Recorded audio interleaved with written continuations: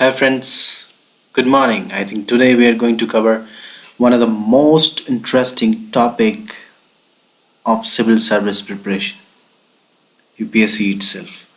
So ये हमारा बहुत ही favorite chapter होना चाहिए because we should be knowing what UPSC does, how they conduct examination, why they conduct examination, what are the constitutional provision for it, how UPSC is safeguard from the pressure of executives.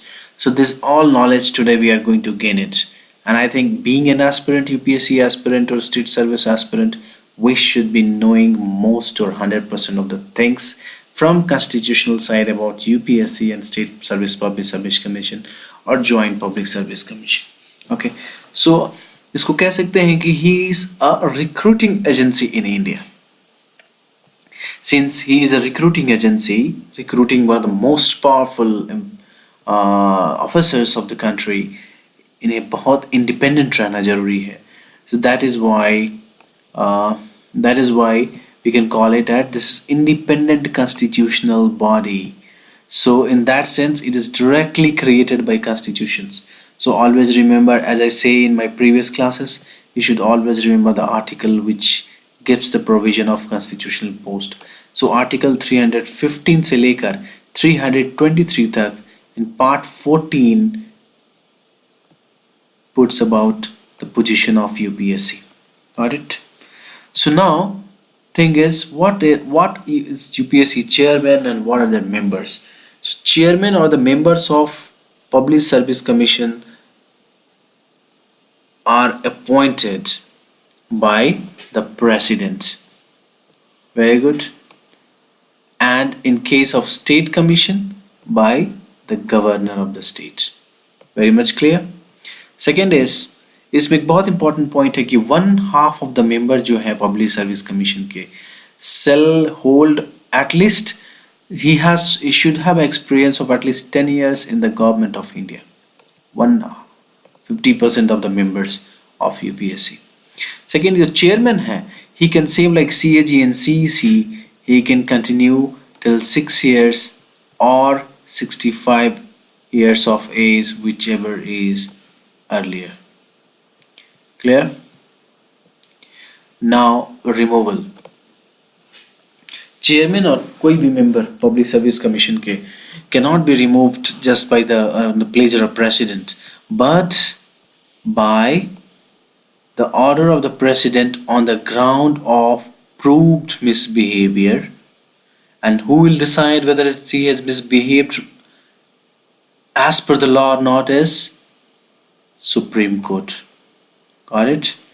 And this is an on reference being made by president has held inquiry and recommended removal.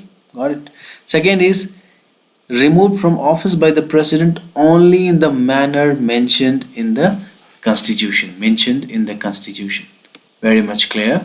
Third is he enjoy the security of tenure. Any constitutional body becomes strong only when you are giving them security of tenure. Second is now so how you can give a security of tenure is there are some of the key points to be taken care of. First is their salaries, their maintenance, their allowances, their pensions are directly a charged expenditure, means it is not subject to vote for every withdrawal. So that is why it is called charged on the CFI. That is why they are safe, the tenure is safe because you are not able to directly impact them on their salaries, allowances and pension. Second is chairman on seizing the office, he is not eligible for further employment. Always remember it's about only to chairman, but other members are eligible to become a chairman of that member. So a member of UPSC on seizing office is eligible for appointment as the chairman of UPSC or State Public Service Commission, but not for any other employment in the government of India. This is done to safeguard any negotiations of power from the executive side. Secondly, the chairman or a member of UPSC after completing his first term not eligible for reappointment to the office. Got it? So see how much checks balance it is there. Within the same organization, if you are a member, you are eligible for promotion, you are eligible for chair to become a chairman. But if you are a chairman, you cannot become second time chairman. This is also to protect any type of negotiation power from executives. Also, in short, the functions are recruitment to the services or post of the union through a competitive exam. First function is. Second is same for state services. So what he does is he advising on the suitability of the officer. So he conducts a competitive exam and gives to a particular department that this candidate is suitable for this position. Also advising the government on all matters related to recruitment to various services and posts. This is very important. And is any disciplinary cases regarding civil services. Any disciplinary cases. So three major work. One is conducting exam, advising the suitability of the candidate, and third is disciplinary cases related to civil service. And there are multiple miscellaneous works also assigned to them. First is if the Supreme Court has held that if the government fails to conduct UPSC in the matter, the aggregate public servant has no remedy in a court. So what happened is, let's say this miscellaneous matters related to grant to extraordinary pensions, reimbursement, and legal expenses. So in these cases, these are all disciplinary cases. UPSC has important functions to work on. So first is Supreme Court has held that if the government fails to conduct UPSC in the matter mentioned above, the aggrieved public sector has no remedy in a court. Second is, in other words, the court held that any irregularity in consultation with the UPSC or acting without consultation does not invalidate the decision of the government. Third is, the provision is directory and not mandatory.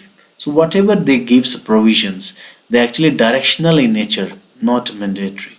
Okay. Similarly, the court held that as a selection by the UPSC does not confer any right to the post upon the candidate. So UPSC is a recommending body. You cannot say that if list is given and your name is there, that means compulsory government has to appoint it. Okay. So however, the government is act fairly without arbitrariness or malafide. So additional functions related to services of union can be conferred by the UPSC by the parliament. So whatever work is there with the UPSC, parliament can reassign them some more extra work. So it also handles the personal system of any authority or corporate or public institution that falls under the jurisdictions of UPSC. So the jurisdiction of UPSC can be extended by an act of Parliament. Very much clear? And what it does is, after conducting all exams, doing working on all the advices of the to the government, tendering all the advices to the government, working on the disciplinary actions against a civil servant, he finally prepares an annual report and submits it to the president on its performance. Got it? Now what president does is, because parliament is main here in all our democratic role, it presents this report to both the House of Parliament. Got it? Along with memorandum explaining the cases where the advice of the commission was not accepted. Suppose in any scenario where commission has advised, because it's only a recommending body and advices are not mandatory, but still government has to answer why they have none accepted. Got it? Also, such cases of non-acceptance must be approved by appointment committee of union cabinet. So how beautifully it is written is, first of all is the constitutional body safeguarded by security of tenure, having given all the strength to the organization, and after that it is made as a recommending body so that it should not become bossy and still surrenders in front of parliament, as because we are a sovereign country. And then if parliament is not obeying their recommendations, there is a check where president will submit the report to ask for the reason of non-acceptance, and the reason must be approved by the appointment committee of the union government. So you can say the beautiful integration of complete provisions for UPSC. An individual ministry or department has no power to reject the advice of UPSC. Clear? Now there are limitations. Limitations is UPSC is not consulted on the following matters, like while making reservations, UPSC are not conducted. Again, claims of scheduled caste and scheduled tribe in making appointment to the services and post is not. So any things related to reservations and all, UPSC is not consulted. Second thing is selections of chairman itself or a member of commission of tribunal, selection of chairman and membership of commissions and tribunals, UPSC are not consulted yet. For the post of Group C and Group D services, uh, they are not been consulted. Even some of the posts of highly diplomatic nature, they are not invited. And when any selections where the post cannot be held more than a year, their UPSC are not been selected for the central or state government jobs. So this is the limitations. Also, president can exclude the post services and matters from the purview of UPSC. Constitution states that president in respect to the all India services and central services post may become regulations specifying the matter in which it shall not be necessary for UPSC to be consulted. So constitution also gives like a precedent ways for some of the services it is not necessary to be consulted to UPSC. But all such regulations made by the president set laid before each of the houses for at least 14 days, so that president or indirectly can say the party in power should not overpower over UPSC. So parliament can amend or repeal them. Got it? And constitution visualizes UPSC to be the watchdog of the merit system in India. So it means suppose questions comes critically analyze or critically or suggest or analyze whether UPSC functioning as a watchdog of merit system in India. In that you can just write all the things using the above points, how it has been given the power, how it has been given to become transparent, to perform a transparent process in the selections of the best talent for the nations, and to operate when India, a world's biggest or we can say largest democracy of the world. Also, there is a joint public service commission. So, joint public service commission is nothing but when two states is not able to conduct, when a state is not able to conduct separate individual exams, they will request us to UPSC to help them in creating a format for the exam, and two states jointly can conduct it. For example, a JSPSC is a statutory and not a constitutional body. So what happens is it becomes a statutory. So when you request, they can conduct the exam, but they will not act as a constitutional body. That you need to remember. So like two states, Punjab and Haryana has a joint public for a short period of time when Punjab and Haryana got separated in 1966. Okay. So chairman and a member of JPSC are assembly selected by president, but the age they can hold the office till 6 years or 62 years, similar like state public service commission. Got it?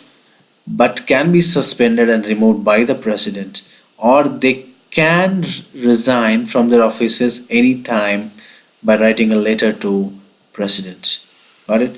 The number of JS, joint public service commission, and the service commissions are defined by president only.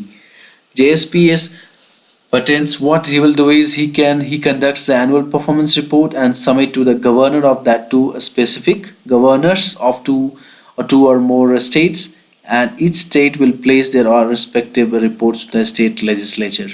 So UPSC can also serve as a need of a state on the request of state governor with the approval of president.